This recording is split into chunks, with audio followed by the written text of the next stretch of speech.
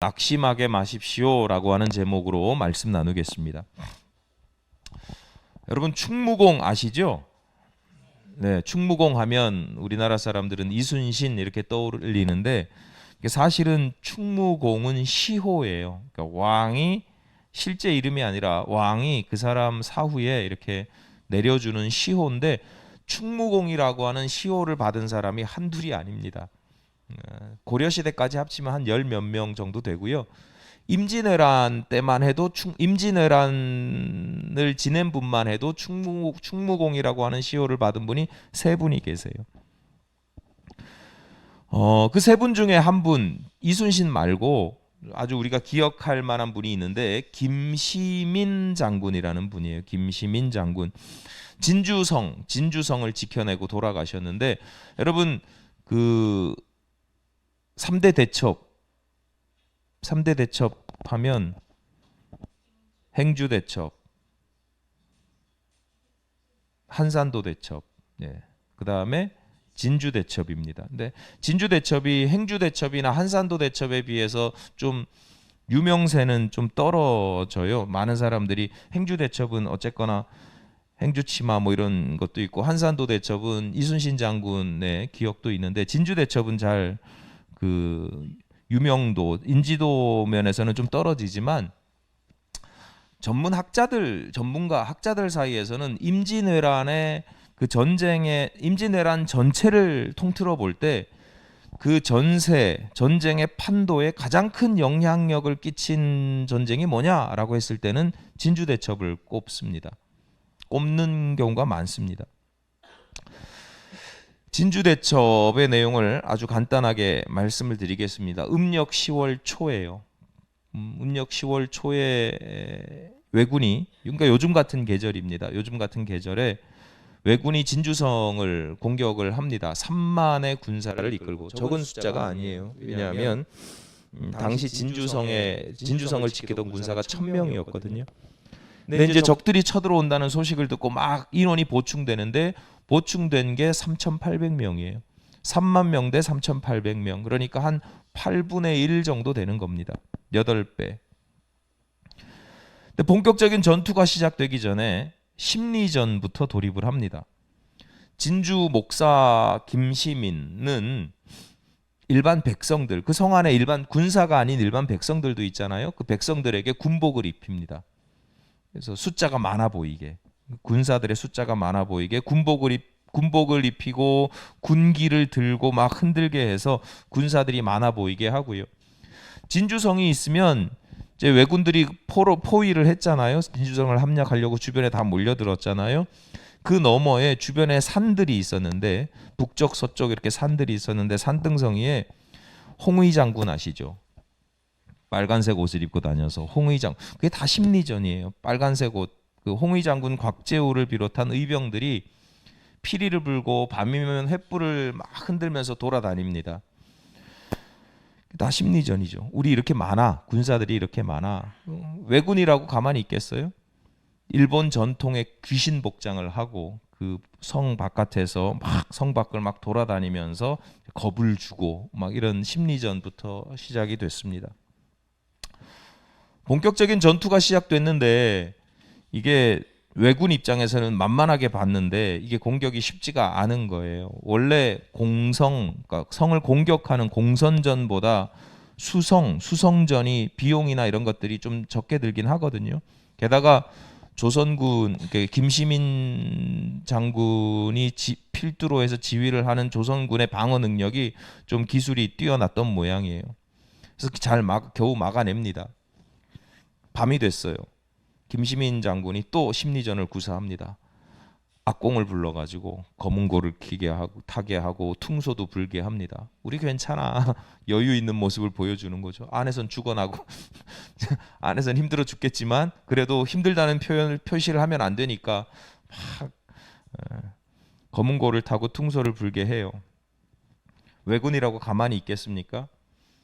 그 포로로 잡았던 조선인 소년들, 아이들을 시켜서 성 밖에서 이제 노래를 부르게 합니다. 한양이 이미 함락되었고 팔도가 다 붕괴가 되었는데, 무너졌는데, 아저씨들이 새장 같은 진주성 안에서 도대체 이거 어떻게 하겠어요?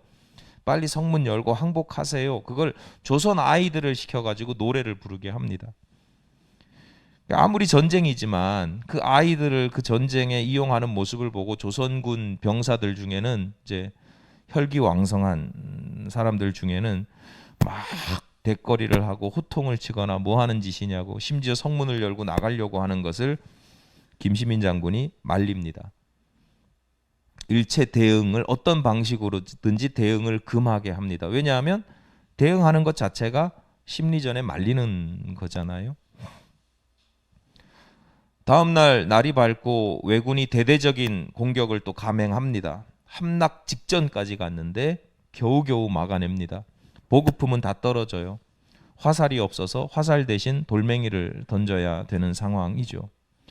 그나마 다행이었던 건 밤이 되면 또 조선 의병들이 저 북쪽 너머의 산등성이에서 또 서쪽의 산등성이에서, 남쪽에는 진주성 앞에 남쪽에는 남강이 흐르고 있었는데 남강 건너편에 의병들이 나타나서 막 횃불을 밤이면 흔드는 거예요.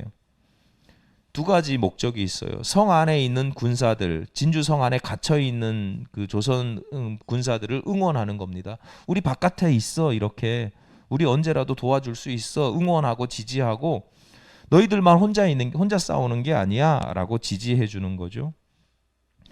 그리고 왜군들 입장에서는 자기들이 진주성을 포위하고 있는데 자기들 뒤에 또 적이 있는 거예요. 그러니까 위협이 되는 거죠. 심리적인 압박을 주는 겁니다. 언제라도 방심하고 있다가 뒤통수를 맞을 수 있으니까요. 결국은 왜군들이 대대적인 함락 작전을 펴야 되는데 도무지 이게 신경이 쓰이니까 부대를 둘로 나눠요. 나눠서 의병들을 쫓는 부대를 이제 의병들을 쫓아 공격하게끔 만드는데, 원래 의병의 특징이 그런 거거든요. 그 지역 사람들이잖아요. 그러니까 지리를 잘 알고, 그러니까 요리조리 잘 피해 다니고 잘 막아내고, 그래서 왜군들이 의병들을 제대로 공격을 못 해요. 도대체 안 되겠다 싶으니까 이제 왜군들이 퇴각을 준비를 합니다. 짐 싸는 게 다 보이거든요. 성 안에 있으면. 이제 퇴각을 준비를 하니까 이제 다 끝났다 싶었는데, 그 왜군들에게 잡혀있던 조선인 아이 하나가 마침 그때 탈출을 해가지고 알려주는 거예요. 저거 가짜예요. 저 거짓으로 퇴각하는 척하는 거고요. 내일 새벽이 되면 총 공세를 펼칠 겁니다. 사실 알았으니까 또 겨우 막아냅니다. 겨우 막아내는데 이순신 장군 스토리랑 비슷해요. 와중에 그 왜군이 조총을, 그 시신 사이에 숨어있던 왜군이 조총을 쐈는데 그게 김시민 장군에 맞아요. 맞아서 당장 바로 죽지는 않는데 의식을 잃고 사경을 헤매다가 며칠 만에 이제 순국하시는 거죠. 돌아가시는 겁니다. 그리고는 이제 막아냈기 때문에 왜군들이 포기하고 이제 퇴각을 하는데, 조선군의 피해도 굉장히 많았고 치열했던 전투였기 때문에, 그리고 김시민 장군도 의식이 없었기 때문에 이 퇴각하는 왜군을 추격하지는 못해요. 진주성 당시에 3만의 왜군이 쳐들어왔다고 했잖아요. 그 당시에 왜군 사망자를 추정하는 게 지휘관급이 한 300명 죽었을 것이고, 병사들은 한 1만 명이 넘게 죽었을 것이다, 이렇게 추정을 합니다. 3,800명의 군사로 어마어마한 전과를 거둔 거죠. 근데 정확한 그 숫자를 알지를 못해요. 왜냐하면 이 왜군들이 그 전투에서 패하고 도망갈 때 자기들 시신들이 있잖아요. 다 불태워요. 그러니까 우리가 얼마나 많은 전사자가 있는지를 알리지 않기 위해서. 왜냐하면 그걸 알리면 적들의 기세가 막 살아날 것이고, 그러니까 그걸 아예 다 불태워 버려서 정확한 그걸 알 수가 없어요. 간단하다면 간단하고 장황하다면 장황한데 제가 진주대첩 이야기 전투 내용을 말씀드린 이유가 있어요. 임진왜란이라고 하는 전쟁의 판도를 바꿀 만큼 매우 중요했고 또 치열했던 전투인데 이게 단지 힘이나 무기나 숫자나 뭐 기술이나 이런 문제 그런 대결만이 아니고 그 가운데 제가 일부러 말씀을 드린 거예요. 다양한 심리전이 동원이 됩니다. 심리전을 통해서 적들의 사기를 떨어뜨리거나 불안하게 만들기도 하고 반면에 아군의 기운, 사기를 높입니다. 지지하고 응원하고 연대하는 모습을 보여줍니다. 왜냐하면 이 심리전이 그만큼 중요하기 때문이고 효과적이기 때문입니다. 전투의 승패를 결정합니다. 그리고 전투 이후에도 영향을 끼친다니까요. 앞서 말씀드렸듯이 오죽하면 퇴각하는 중에 그 바쁜 중에 지금 이제 퇴각하면 오히려 역공을 당할 수도 있거든요. 그런데도 그 와중에 그 급한 와중에도 그 시신들을 다 불태울 정도로 심리전이 매우 중요합니다. 지금까지도 그때부터 그 이후에 지금까지도 일본 문학이나 일본의 가부키 공연 같은 거 아시죠? 막 이렇게 칠하고 막 이렇게 공연하는데 그 공연 극 중에 그 끝판왕 악당, 요즘 말로 하면 끝판왕 악당 괴물, 마지막 가장 힘세고 무서운 괴물의 이름 중에 모쿠소, 일본식 발음으로 모쿠소라고 하는 괴물이 그 이후로 종종 등장을 해요. 이게 유래가 뭐냐면 진주성 그 전투에서 진주대첩 당시에 김시민 장군의 이름을 왜군들이 몰랐어요. 김시민 장군의 직함만 목사라는 걸 알고 있었어요. 뭐 무슨 목, 진주목의 목사였거든요. 요즘 그 교회 목사가 아니고 뭐 무슨 목 할 때 그 진주목 목사 김시민이었는데 이름은 모르고 목사라는 것, 진주성의 목사라는 것만 알고 있었는데 목사의 일본식 발음이 모쿠소예요. 모쿠소. 그래서 그 이후로도 너무너무 무섭고 떨리고 악마, 악당 뭐 이런 존재를 모쿠소라고 이름을 붙여가지고 할 정도로 이 심리전이라는 게 심리적인이라는 게 굉장히 중요해요. 근래 뭐 정부가 전단이나 확성기, 대북 전단이나 확성기 같은 그 전통적인 과거의 전통적인 대북 심리전을 다시 뭐 재개해야 된다, 뭐 말아야 된다 이런 이야기들 나오고 있는데요. 뭐 결과적으로 그게 이익이 될지 손해가 될지 모르겠습니다. 우발적인 사고라도 나면 결국은 희생당하는 건 그 전방에 있는 군사들이나 또 그 근처에 있는 백성들만 희생되는 경우들이 많고 또 전쟁 날 거야, 뭐 갈등할 거야 이런 소문이 나는 것 자체가 별로 국제사회에 좋은 신호를 보내는 건 아니기 때문에 그 전반적인 판단 과정에서 이게 뭐 필요한 건지 뭐 이익이 될 건지 손해가 될 건지 그런 건 잘 모르겠고요. 여러 가지 종합적인 요소들이 있죠. 그럼에도 불구하고 그런 전단이나 그 확성기 같은 심리전 하나로만 본다면 이게 총이나 대포보다도 훨씬 효과적일 수 있는 겁니다.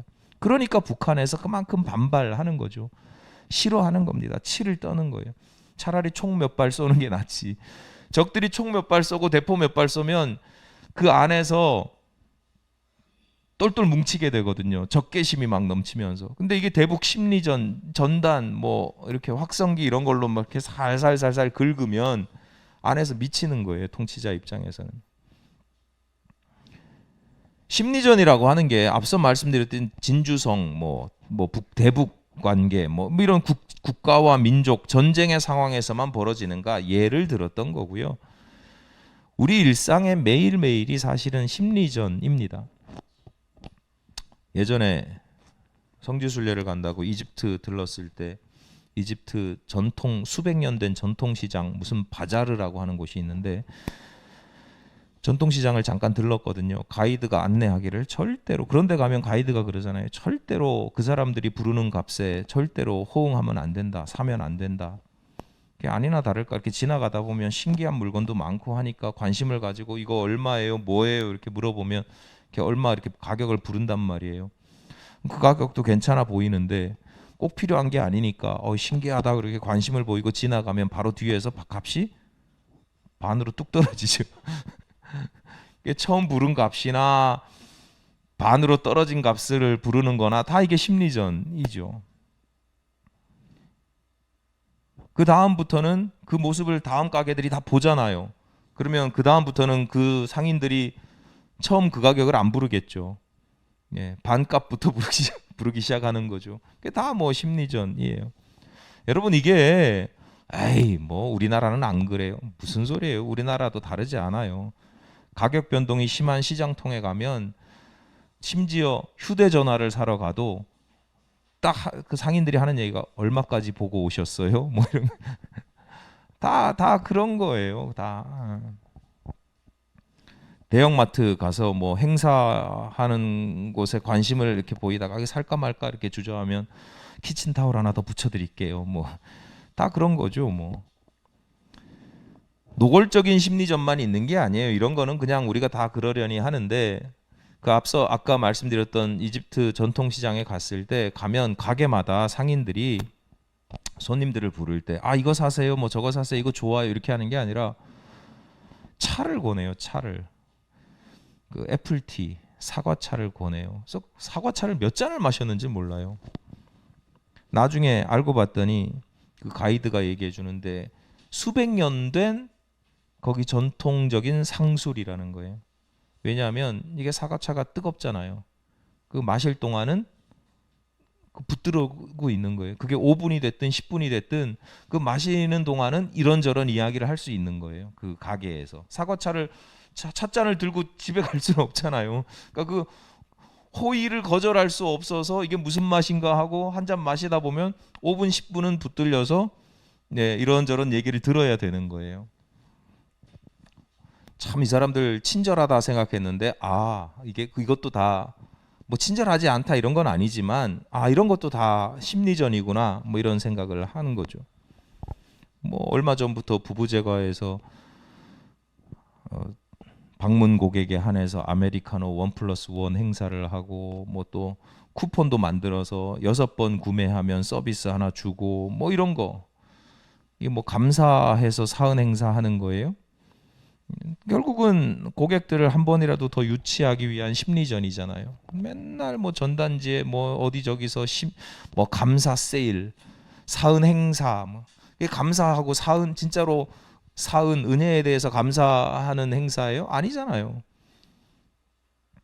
우리 인생에서 겪는 모든 일들이 다 심리적인 요소들이 이렇게 나도 모르는 사이에 굉장히 이게 전쟁처럼 누구를 죽고 죽이는 문제는 아니지만 우리 일상에서 심리적인 작용들이 어마어마하게 이렇게 활성화되어 있고 그게 중요한 역할을 한다는 거예요.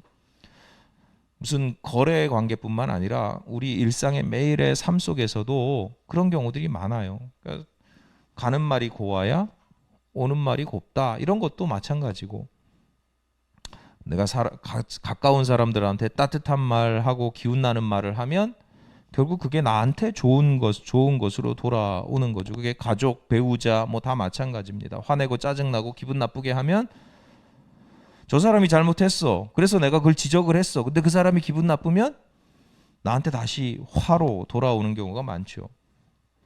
제가 운동을 하다 보면 배드민턴을 하다 보면 자주 느끼는 건데 생활체육 배드민턴은 주로 복식을 하거든요. 파트너랑 복식 경기를 하면 제가 처음에 배울 때부터도 그렇게 배웠고 아예 이렇게 명확하게 그렇게 배우기도 하고 그런 모습을 보이기도 하는 게 뭐냐면 복식 파트너랑 호흡이 잘 안 맞을 때가 있고 복식 파트너가 실력이 항상 균일하지 비슷하지가 않잖아요. 실력이 좀 떨어지는 사람이랑 하면 게임을 실수할 수도 있고 잘못할 수도 있고 뭐 실력이 떨어질 수도 있어요. 그러면 절대로 지적하지 마라. 왜냐하면 이게 지적을 한번 받기 시작하면 이거 이렇게 했으면 좋겠다고 받기 시작하면 사람의 마음이 주눅이 들기 쉽고요. 또 그 신경 쓰느라고 게임이 더 잘 안 돼요. 그러니까 이 사람한테 나는 좋은 뜻으로 가르쳐 준다라고 생각을 하고 몇 번 가르쳤는데 오히려 이게 나한테 화가 되어서 돌아오는 거죠. 근데 반대로 잘한다 잘한다 괜찮다 괜찮다 이렇게 이야기를 하면 그 사람이 기운이 나가지고 오히려 평소 실력보다 더 좋은 모습을 보이기도 합니다.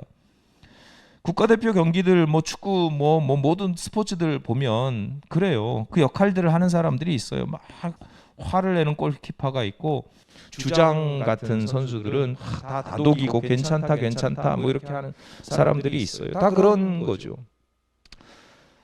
배드민턴을 제가 하면 항상 그렇게 격려하고 배려하고 잘 이렇게 칭찬하고 잘 못해도 그렇게 해야 된다라고 배우고 다 그게 불문율처럼 다 알고 있는 사실인데 그런데 그게 거의 잘 안 되는 파트너들이 있어요.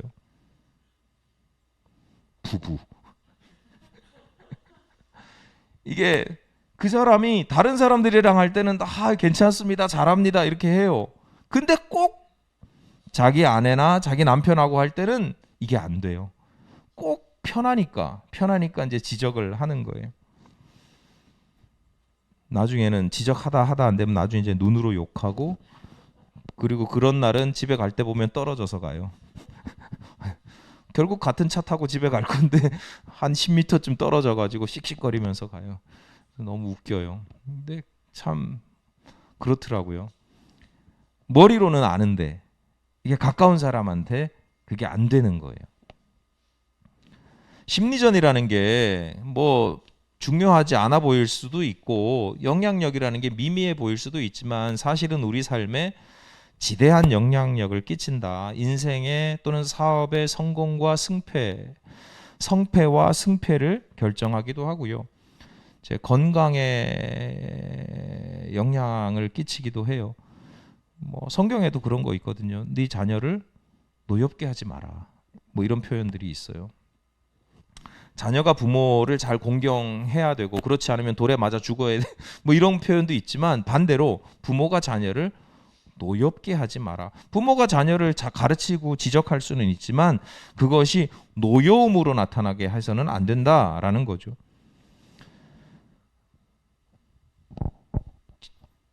심리적으로 이렇게 지적하고 주눅들게 하고 노엽게 하는 것이 그 마음에 나는 좋은 의도로 하는 것이지만 상대방 마음에는 또는 몸에 병이 생길 수도 있습니다. 지적을 안 할 수가 없죠. 가르치지 않을 수가 없어요. 그러나 항상 우리는 그 지적이나 가르침의 결과가 목적이 뭔지를 알아야 되는데 그로 하여금 그 사람이 기운을 내고 정신을 차리고 잘 살게 하기 위한 것이지 심리적으로 주눅들게 하고 병들게 하기 위해서는 아니다. 형태가 어땠든지 결과적으로는 비난이 되지 아니하고 응원과 격려가 될 수 있도록 하는 것이 그게 지혜로운 인생의 삶의 방식이라는 거예요. 신앙생활도 마찬가지입니다. 여러분 하나님께서 여러분이 믿는 우리가 믿는 하나님은 응원하시는 분이에요, 지적하시는 분이에요.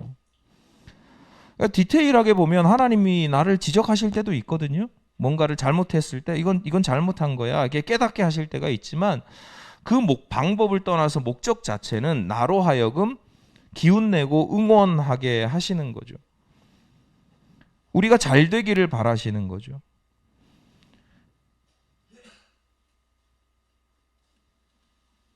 제가 어렸을 때만 해도 개인적으로 하나님에 대한 어떤 신앙이 뭐 사랑의 하나님도 있고 응원하고 지지하는 하나님도 있지만 무서운 하나님도 있잖아요. 경외해야 되는, 내가 죄 지으면 내가 지옥에 떨어지게 되는 뭐 이런 것들, 이런 신앙의 모습이 있었어요. 뭐 지금도 그런 게 없지는 않지만 성경을 깊이 묵상하면 묵상할수록 신앙생활이 깊어지면 깊어질수록 사랑의 하나님의 모습이 사실은 훨씬 크다는 걸 깨닫게 됩니다. 여전히 하나님은 경외의 대상이죠. 그러니까 하나님을 만만하게 여기면 안 되죠. 어려워해야 됩니다. 무서운 하나님입니다. 그런데 그 하나님이 보니까 나한테 그렇게 막 수시로 함부로 화내지 않으시더라고요. 그러니까 이런 거예요. 내가 만약에 이 상황에서 내가 하나님이면 아우 짜증도 막 야 너 도대체 몇 번째야 이러고 짜증도 내실 것 같고 하다 이젠 포기하실 것 같은데 우리 하나님 그렇지 않더라고요. 그러니까 그런 경우들이 많아요. 내가 분명히 모자라고 잘못한 거 아는데 하나님 이렇게 말씀하시죠. 야 그래 너 잘한 건 아니야. 근데 내가 너 잘 알지. 네 연약함도 네가 얼마나 연약한지도 내가 잘 알아. 그러니까 다시 한번 해봐. 할 수 있어. 일어나봐. 된다니까. 다시 일어날 수 있어. 10번 넘어지면 11번 일어나면 되는 거지 뭐. 이런 말씀들을 자꾸 하셔요. 근데 그럴 때마다 드는 생각이 그런 거죠. 아, 하나님도 아시는구나. 너 왜 이 모양이야? 그러면 내가 얘 포기해 버릴 걸. 심리적으로 너 왜 자꾸 이 모양이야? 그러면 심리적으로 포기해 버릴 걸 아시는 거죠. 그래도 지지하고 격려하고 응원해 주시면 그러면 다시 한번 힘을 낼 거라는 걸 심리적으로 힘을 낼 거라는 걸 하나님도 아신다. 뭐 이런 느낌들을 많이 받아요. 출애굽한 이스라엘 백성들이 광야에서 40년의 세월을 보내고 이제 가나안 땅에 들어섰어요. 남쪽 이집트에서 남쪽 광야를 지나서 이제 가나안 땅에 도착을 했는데 이 가나안 땅이 요즘에 이스라엘 팔레스타인 분쟁 관련해서 여러분 지도 보시면 아시겠지만 우리나라처럼 세로로 길쭉해요. 나라 자체가 땅 자체가 세로로 길쭉한데 우리나라는 세로로 이렇게 길쭉하면서 그 사이에 이제 강을 보면 강들이 주로 가로로 이렇게 돼 있잖아요. 산맥이 있고 가로로 돼 있잖아요. 근데 이 이스라엘 가나안 땅은 세로로 길쭉한 땅에 정 가운데서 약간 오른쪽으로 세로로 큰 긴 강이 하나, 그러니까 세로로 된 땅을 세로로 관통하는 긴 위아래로 이렇게 흐르는 위에서 아래로 흐르는 긴 강이 하나 있어요. 그 강이 요단강입니다. 요단이에요. 요단. 요르단. 요르는 어디에서부터 이런 것이고 단은 그 북쪽에 있는 지역 이름이 단이에요. 그러니까 단부터 흐르는 강을 요단강인데 그 강을 기준으로 사람들이 땅을 우리도 그러잖아요. 뭐 강동구, 강서구 뭐 이렇게 이야기하잖아요. 마찬가지로 요단강을 기준으로 요단강 동편 땅, 요단강 서편 땅 이렇게 땅을 나눠요. 근데 이스라엘 백성들이 가나안 땅에 도착했을 때 남쪽에서부터 올라오긴 하지만 그 가나안 땅에 들어가는 위치가 동쪽으로 돌아서 동쪽에서부터 들어가요. 가나안 땅 동편을 차지하고 그다음에 가나안 땅이란다. 요단강 동편을 차지하고 그다음에 요단강을 건너서 이제 서편으로 건너가서 나머지 땅을 차지해야 되는데 오늘 본문의 상황이 딱 그때예요. 요단강 동편 땅은 차지했어요. 이제 요단강을 건너서 서편 땅을 차지하기 위해서 요단강을 딱 건너기 바로 직전이에요. 오늘 민수기 32장 6절부터 읽었는데 그 5절 바로 직전에 5절에서 이렇게 말씀합니다. 또 이르되 우리가 만일 당신에게 은혜를 입었으면 이 땅을 당신의 종들에게 그들의 소유로 주시고 우리에게 요단강을 건너지 않게 하소서. 12지파 이스라엘의 12지파 중에 루벤 지파, 갓 지파 그리고 오늘 본문에서는 등장하지 않는데 결과적으로는 므낫세 지파 중에 절반 2지파 반 백성들이 아유 우리 이 땅이 너무 좋아요. 요단강 동편 이 땅 너무 좋으니까 우리 여기 이 땅을 차지하게 해주시고 그래서 우리는 요단강을 건너가지 않게 해주십시오. 이렇게 모세에게 간구를 하는 겁니다. 이유가 본문 1절에 기록이 됩니다. 루벤 자손과 갓 자손은 힘이 많은 가축대를 가졌더라. 그들이 야셀 땅과 길르앗 땅을 본즉 그곳은 목축할 만한 장소인지라. 이 지파 사람들은 유독 가축대가 많았어요. 가축은 이게 생명이잖아요. 생명이니까 물이 많고 풀이 많은 곳이 좋은 땅일 뿐만 아니라 그렇지 않으면 자신들이 가지고 있는 가축들이 죽어요. 그러니까 이 기회를 놓치기가 싫은 거예요. 이게 참 우리 가축들을 키우기에 목초지로서 참 좋은 땅이다. 그러니까 이 기회를 놓치기가 싫으니까 이 땅 차지하게 해달라고. 오늘 우리가 읽은 본문은 이런 요청에 대한 모세의 응답 반응인데요. 한마디로 말해서 대로 합니다. 어마어마하게 엄청나게 화를 냅니다. 본문 6절입니다. 모세가 갓 자손과 르우벤 자손에게 이르되 너희 형제들은 싸우러 가거늘 너희는 여기 앉아 있고자 하느냐. 야, 남들 다 이제 요단강 서편으로 건너간다는 게 그냥 이동만 하는 게 아니라 그곳에서 그쪽 거민들하고 목숨 걸고 싸워야 되는데, 아, 우린 여기가 좋사오니 저희들은 여기서 빠지겠습니다. 그런다고 지금 그러는 거예요.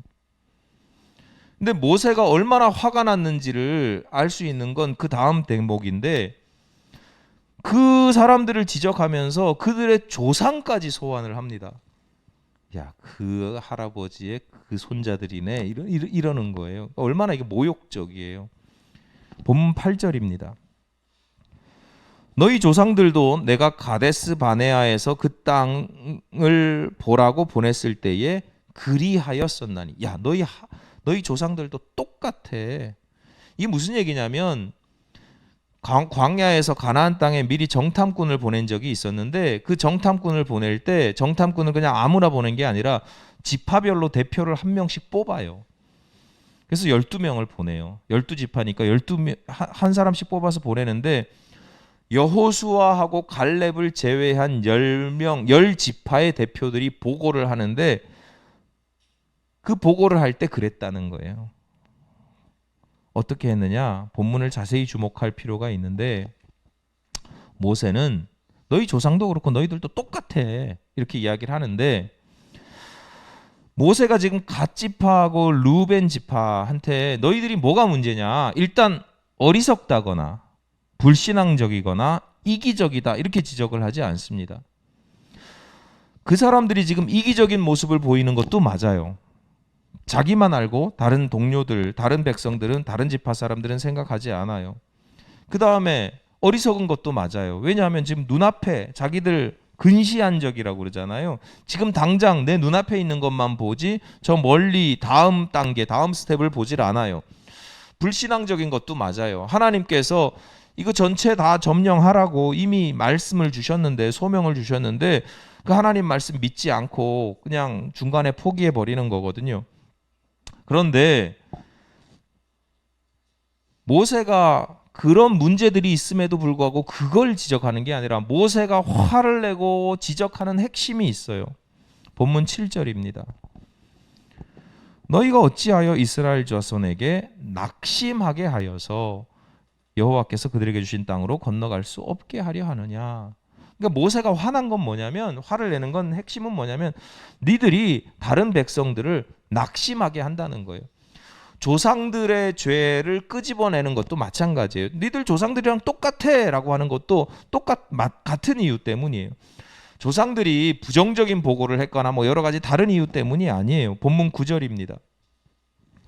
그들이 에스골 골짜기에 올라가서 그 땅을 보고 이스라엘 자손을 낙심하게 하여서 여호와께서 그들에게 주신 땅으로 갈 수 없게 하였었느니라. 이 낙심하게 하는 것에 모세가 굉장히 지금 화를 내고 있는 겁니다. 여러분, 세상이 종종, 우리가 세상을 살아가다 보면 세상이 종종 우리를 낙심하게 합니다. 그래서 성도들은 살아가면서 내 믿음 안에서, 하나님에 대한 믿음 안에서 낙심하지 않는 것이 굉장히 중요합니다. 이게 신앙적으로 굉장히 중요한 덕목이에요. 시편 42편 43편 기자가 이렇게 노래하죠. 내 영혼아 네가 어찌하여 낙심하며 어찌하여 내 속에서 불안해하는가. 너는 하나님께 소망을 두라. 그가 나타나 도우심으로 말미암아 내가 여전히 찬송하리로다. 시편 기자가 내가 내 마음을 들여다보는 거예요. 보니까 너무 낙심하고 있는 거예요. 하나님께 소망을 둬라. 그리고 스스로에게 이야기를 하는 거예요. 예수님께서 기도를 가르치시면서 비유로 기도를 가르치실 때 성경에서 그런 표현이 있어요.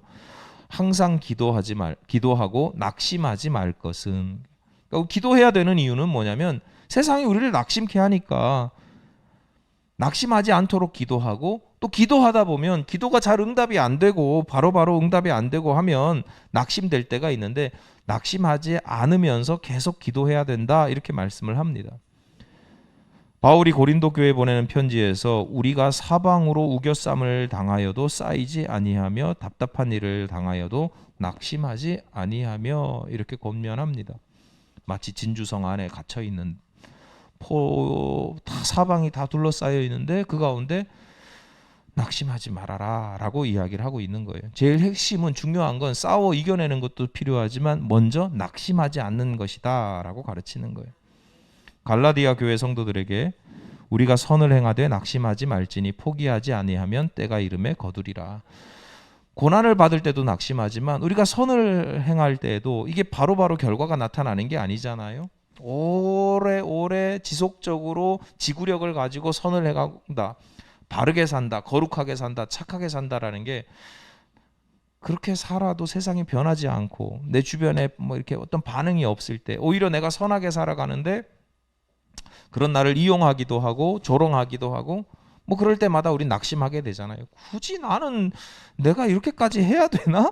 포기하고 싶은 마음이 들지만 그러지 마라, 낙심하지 마라, 그럴 때 마음을 잘 붙잡아라 라고 말씀을 합니다. 그러니까 성도들은 살아가면서 낙심하지 않는 것 정말 중요하거든요. 그런데 한 가지를 더 생각을 하셔야 된다. 내가 낙심하지 않는 것도 중요하지만 나로 인해서 다른 사람을 낙심하게 하지 않는 것, 이게 굉장히 중요하다는 거예요. 왜냐? 내가 낙심하는 것이 불신앙이라고 한다면, 그러니까 내가 낙심하느냐 낙심하지 않느냐라고 하는 게 신앙의 문제. 믿음이 좋은 사람들은 낙심하지 않고 낙심할 만한 상황 속에서도 소망을 가지면서 잘 이겨낸단 말이에요. 이게 신앙의 문제라면 내가 낙심케 하는 건 이게 죄의 문제거든요.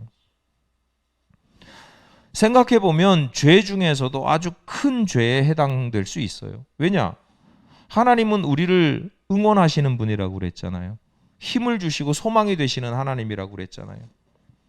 우리를 응원하시고 격려하시는 하나님의 뜻을 가로막고 방해하는, 하나님께 죄를 짓는 일이기 때문이에요.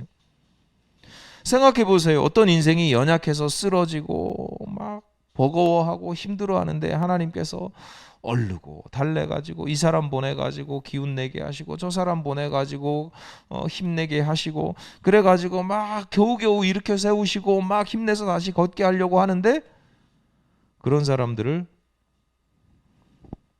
옆에서 짓눌러 앉히는, 낙심케 해서 짓눌러 앉히는 역할을 하면 이게 얼마나 큰 죄냔 말이에요. 하나님의 일을 하나님께서 세우시는 사람들, 그 일을 방해하는 거잖아요. 이게 남들만 주저앉히는 거냐? 결국은 다 같이 죽게 된다는 거예요.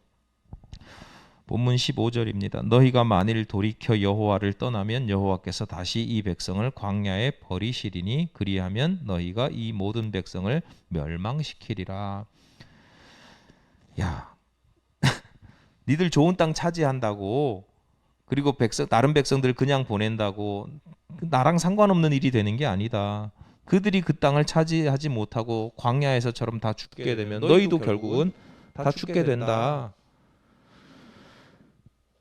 여러분, 낙심케 한다라고 하는 것이 무슨 말로 저주하거나 악담을 내뱉는 것, 이게 말로만 가능한 게 아니라 오늘 본문의 경우처럼 나밖에 모르는 이기심, 이기적인 태도가 동료들을 낙심하게 하기도 합니다. 앞서 말씀드렸듯이 내 눈앞에 있는 것밖에 보지 못하는 근시안적인 어리석음, 하나님께서 맡겨주신 소망에 대한, 사명에 대한 불신앙, 이런 모든 것들이 결국은 내 주변의 동료들, 동지들을 낙심케 할 수 있습니다. 그러니까 여러분, 내가 표현하는 말투뿐만 아니라 행동, 가치관, 이런 것들도 누군가를 낙심하게 하는 것은 아닌지, 실족하게 하는 것은 아닌지 주의를 기울여야 된다. 이거 어마어마하게 큰 죄가 될 수 있다라고 하는 것이에요. 다행스럽게도 오늘 본문의 루벤 지파와 갓 지파 백성들은 모세가 막 화내고 이렇게 이야기하는 걸 잘 새겨서 알아듣습니다. 그래서 조상들이 지었던 죄를 반복하지는 않아요. 이스라엘 다른 모세가 그렇게 이야기를 듣고, 모세에게 이야기를 듣고 이스라엘의 다른 지파들과 함께 우리가 그러면 이 요단강을 건너가겠습니다. 같이 건너가서 어떤 지파보다도 먼저 우리가 솔선수범해서 전투에 임하겠습니다. 그렇게 약속을 해요, 모세에게. 그리고 실제로 그렇게 싸워요. 그리고 다시 싸움이 끝나고 자신들이 원했던 요단 동편 그 땅으로 다시 돌아와서 차지하게 됩니다. 그러니까 흔히 말하는 윈윈이 되는 겁니다. 나도 좋고 너도 좋고가 되는 거죠. 동료들에게 힘이 되었더니 결국은 내가 원하는 것을 얻게 됩니다.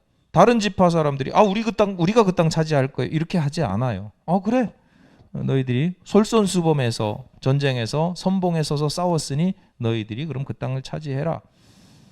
모세의 경고를 듣지 않았다면 나만 잘 먹고 잘 살겠다고 했다가 다 같이 죽는 꼴이 된 건데, 모세의 이야기를 잘 듣고 나서 동료도 살리고 그리고 나도 잘 살게 되는 그런 결과를 가지고 옵니다. 여러분, 동료, 사랑하는 사람들, 함께하는 사람들을 낙심케 하는 것은 곧 함께 죽는 일입니다. 그저 살아가다 보면 참 좋은 말만 할 수는 없죠. 지적을 할 수도 있습니다. 하지만 낙심케 해서는 안 됩니다. 그 사람이 내 말이나 행동이나 내 가치관 때문에 할 수 있는 게 아무것도 없어서 그 사람이 주저앉아 있게 해서는 안 됩니다. 힘이 나게 해야 되고, 성도라면 내 주변에 있는 사람들이 나로 말미암아서 희망을 갖게 해야 됩니다. 오늘 본문의 경우처럼 함께 싸우는 자리에서는 솔선수범해서 선봉에 서는 모습도 필요하고요. 함께 동행하는 것도 필요하고요. 따뜻하게 기운나게 하는 말 그 한마디라도 상관없습니다. 아까 진주성 안에 그 군사들이 잡혀 있을 때 의병들이 그 외곽에서 돌아다니면서 밤이면 횃불 들고 뛰어다니면서 우리 여기 있어, 함께 하고 있어, 그렇게 보여주고 지지해 준 것, 그것이 그 성에서 버틸 수 있게 했었던 것이죠. 안 했으면 저 진주성 안에 있는 사람들이 잘 알아서 하겠지, 그럼 결국은 그들이 죽고 의병들, 그 지역의 의병들도 다 죽는 거죠. 그런 거예요, 인생이라는 게.